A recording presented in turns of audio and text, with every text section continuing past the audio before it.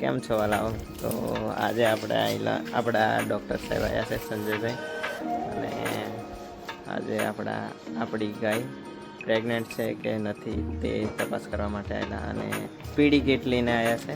તો જોઈ શકો છો આ છે કેવી રીતે આ ઉપયોગ થાય છે.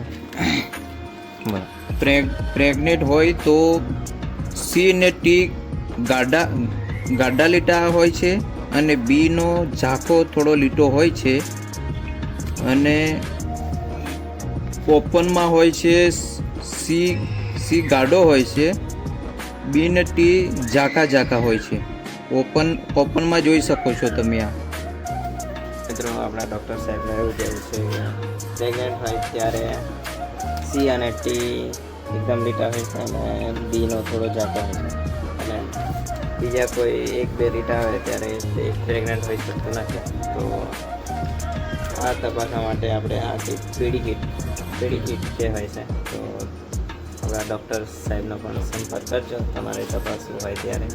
તો આજે આપણે તપાસીએ છીએ ગાયનું. તમારે પણ ચેક કરાવવાનો હોય તો આપણા સંજયભાઈ ડૉક્ટરનો નંબર તમને મળી જશે.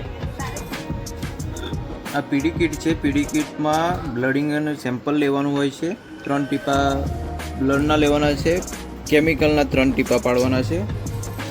પછી આનું રિઝલ્ટ બતાવે છે કે ગાય પ્રેગ્નેન્ટ છે કે નોન પ્રેગ્નેન્ટ એવું બતાવે છે. પણ આ રીતેશભાઈની ગાય પ્રેગ્નેન્ટ છે.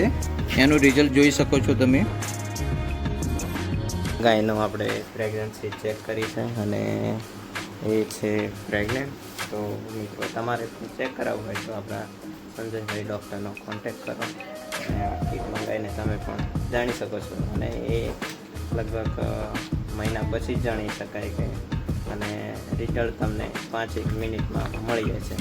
તો ચાલો કોન્ટેક કરો આપણા સંજયભાઈનો.